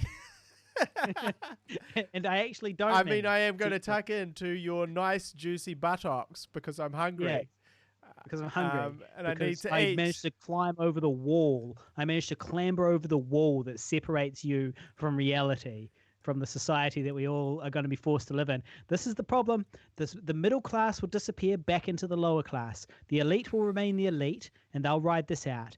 The middle class is going to disappear into the lower class, and we're all just going to be this big swarm Now the question will be, how can the government stand up to organize this kind of swarm of useless people lying around? And I think the answer is universal basic Well, income. I Give thought you were going to say give all some communism. money. Well, basically, we're getting there. Gay luxury space Yeah. communism. That's what I'm aiming for. Gay luxury space communism. And so that's the ultimate goal, right? Like we're flying through space. Okay, we're conquering planets in the human in the Homo sapiens name, and we're doing so. We've got all the resources we need. We don't kill each other for resources. How much food you got? I don't give a fuck. I got enough food. I got all the food I need. I can just manufacture it using this technology and these systems I have of government that allow for the even distribution of all the resources. Seize the means of productions, people. Seize the means of production. Gay luxury space communism. Socialist Harley Neville. This has been a message brought to you by Socialist Harley Neville. Well, picture it. That's the. But if Well, you think look, about utopia, hey, picture Star Trek. Picture Star Trek. Star Trek Utopia. Okay, that's gay luxury space communism. Well, look, that's the most utopian one we have, and that's gay luxury space communism. To be honest, what we're getting to, I think, right, is wartime in the sense that there's no actual war, but we're all. Oh, I've gone. We're all working like. Still here, yes. We're all working like there is. I'm going to try and bring myself back. I'm trying to bring myself back, but I'm gone. I see what the problem is.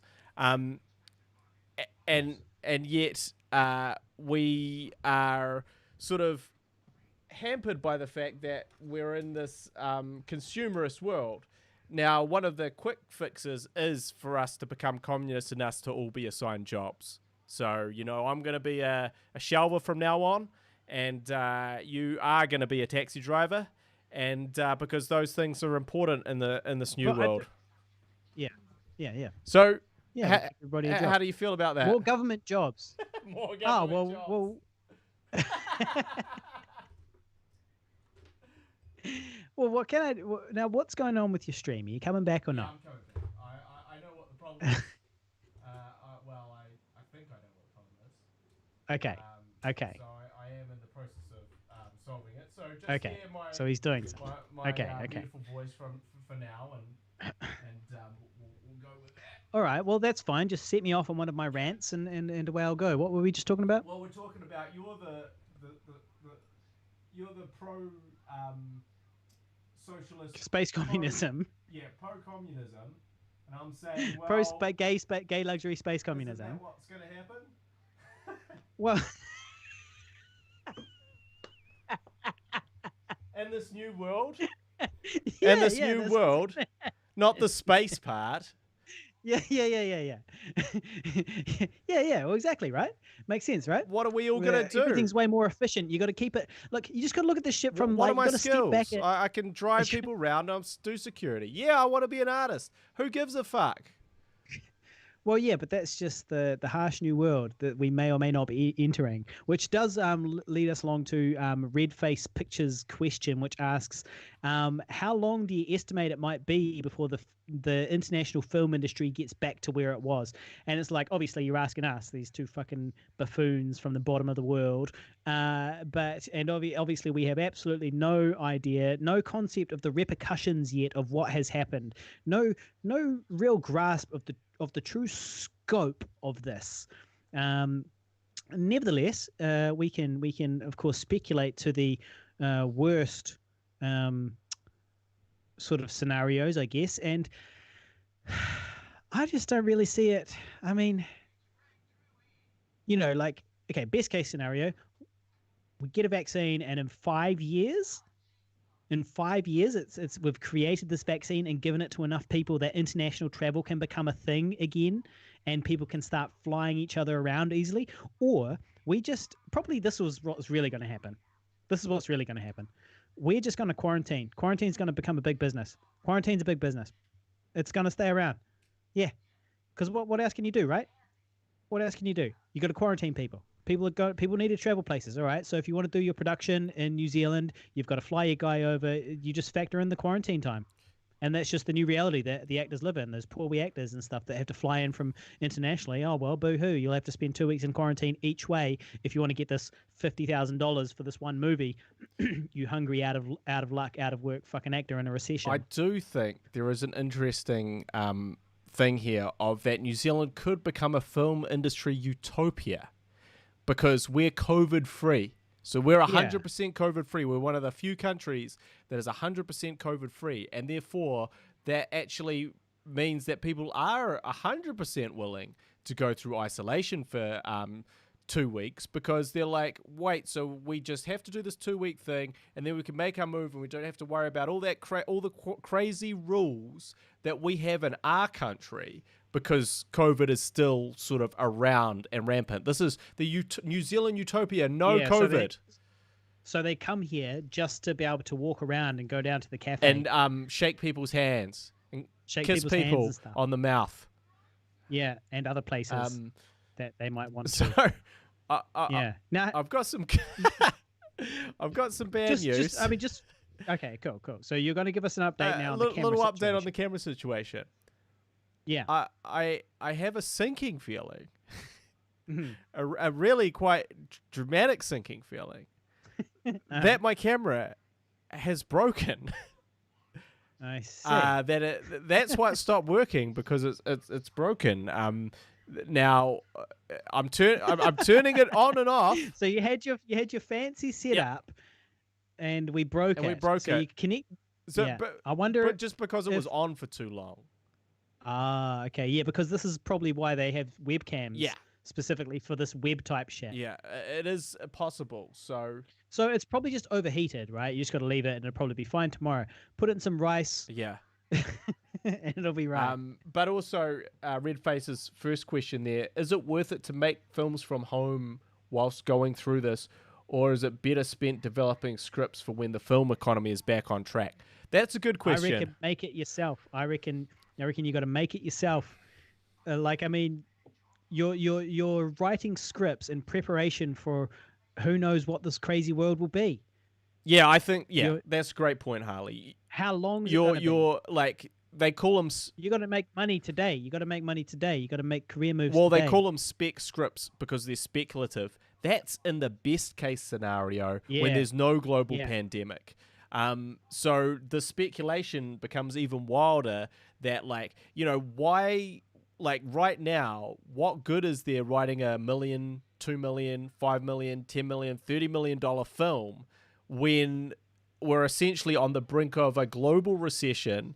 The film industry is going to have to change in the way that it works. Crews are going to have to be reduced. There's going to be all sorts of cuts everywhere, and we're saying, "Hey, I've got this great idea for a studio blockbuster."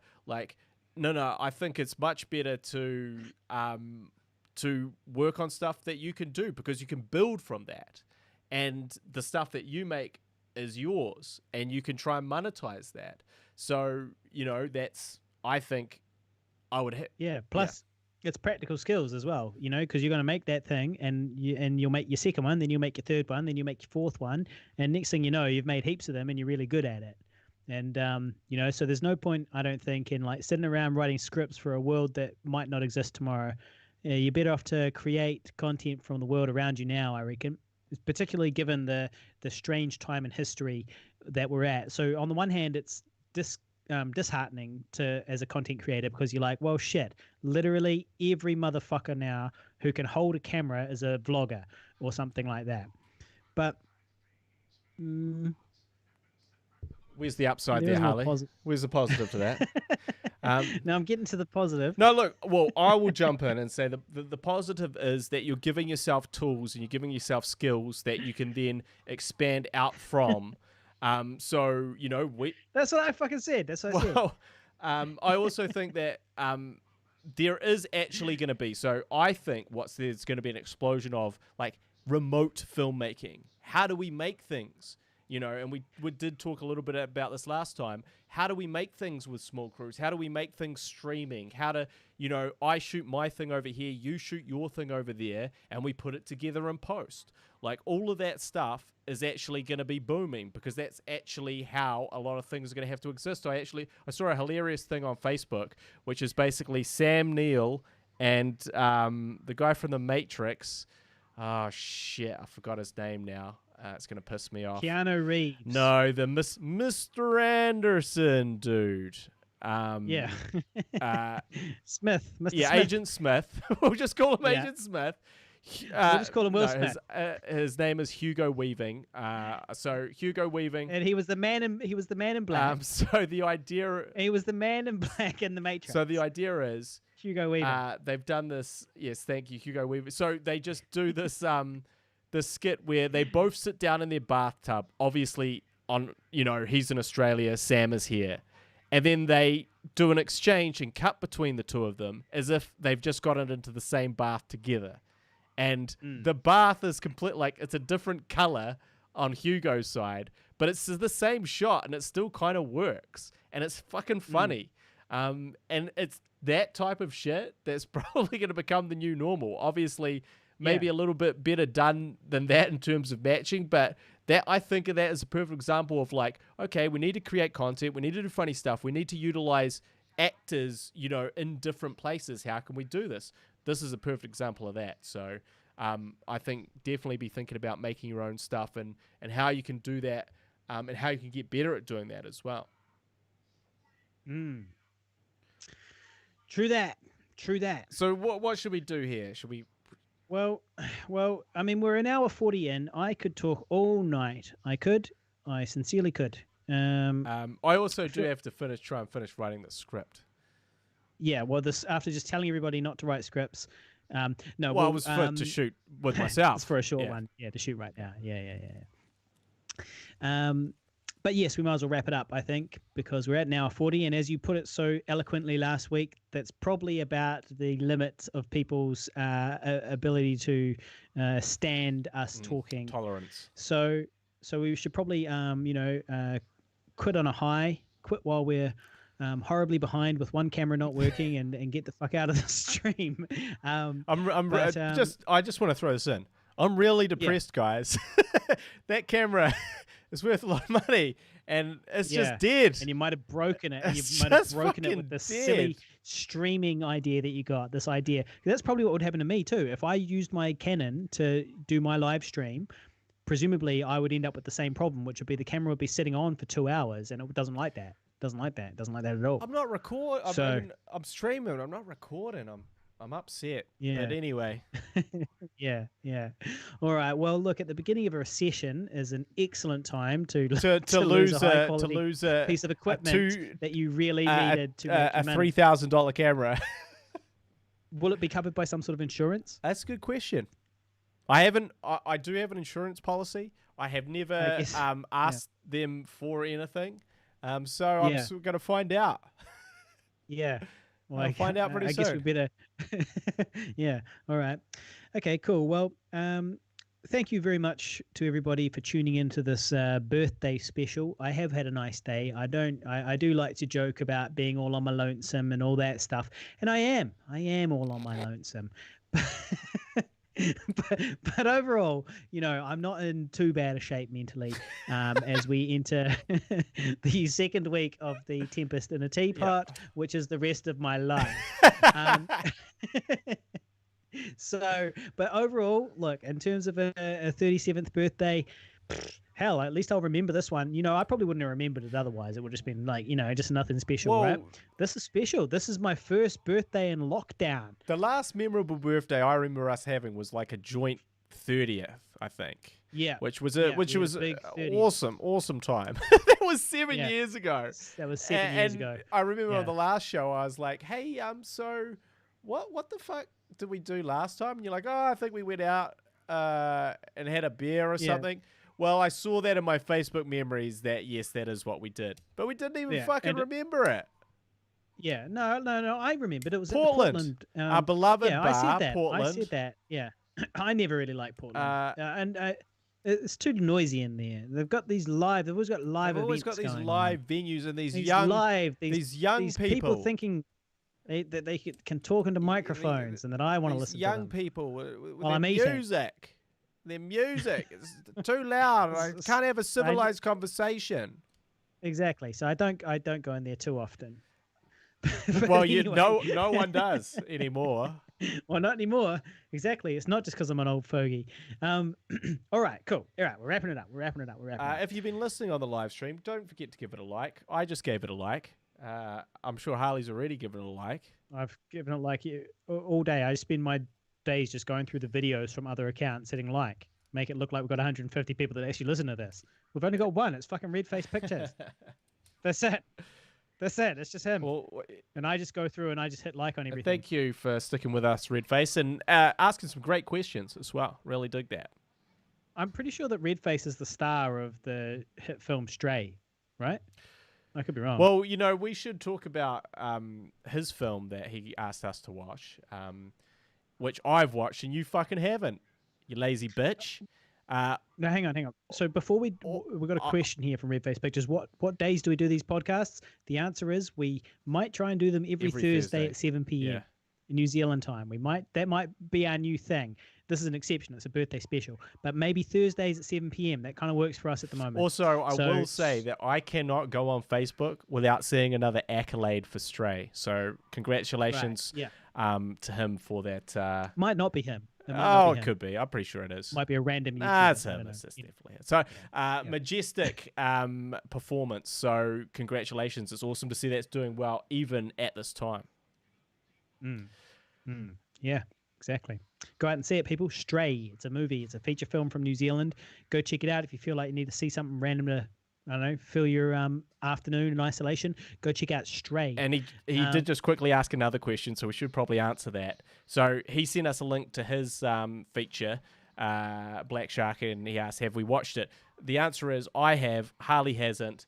So I was accusing Harley of being a lazy bitch. I've also been a lazy bitch because I have not I was planning to write a whole thing of like, this is what I think about it. This is really, these are the things that I thought was really awesome.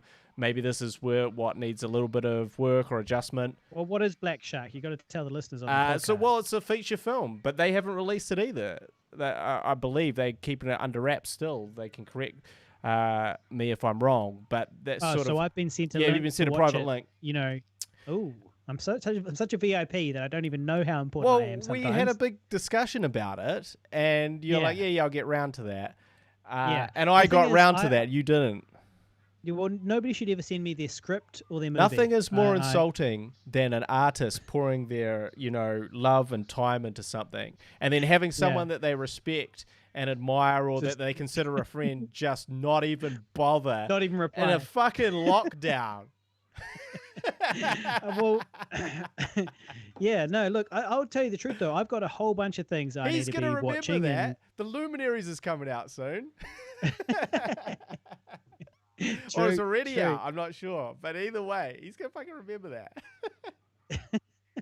No, well, look, I just haven't got around to watching it yet. But I don't really get around to watching too much of anything, to be honest. I'm behind on my reading. I'm behind on all of the things I'm meant to do. Yeah. Let alone also like watching other people's stuff. Yeah. Yeah, I'm already letting the team down. Yeah. Now I'm letting the team down by saying I'm not even going to be involved with the team. I'm not even going to watch. You're not even part of the fucking team. I'm not even part of the team. I'm still letting the team down. This future Oscar winner. And you're classic. like, sorry, mate. I don't have time. It's lockdown. I got other things going on. I got a trip on acid. Yeah, well, shout out to Red Face Pictures. Go check him out on YouTube and subscribe to him if he wants that to happen. Yes. Okay. So, look, we're gonna wrap it up. We are. My camera is dead. That was literally the thing that I attributed my self-worth to, having that cool camera, and now it's fucking gone. And this is just the beginning, people. Cool. We're only 2 weeks in. Yeah. Shit. Yeah. Should have got yourself one of those Logitech C9220s back when I did, eh? Shit. Oh, well, getting all fancy pants on it. Yeah. Guess who has the last laugh with his crappy depth of field and his low highlights. And your auto exposure. And his auto exposure. It's a 30 frames per second. Oh, my flatmate's just come on the live stream as well. But so shout out to Dan. You've caught us right at the end though, right as we're saying goodbye. Right at the finish. It is, and we've killed one of the cameras. But yeah, so anyway, we are really honestly getting the fuck out of here. So thank you very much to everybody for the birthday support and for listening tonight, and really appreciate it. All is well on my end. If you would like to sleep with me, please slide into my DMs. Otherwise, thanks for listening, and we will catch you hopefully on Thursday is when we're meant to do one, but we might not because it's 2 days from now. We'll do our best. We'll do our best. Yeah. All right. Thanks, guys. We'll see you later. Take care.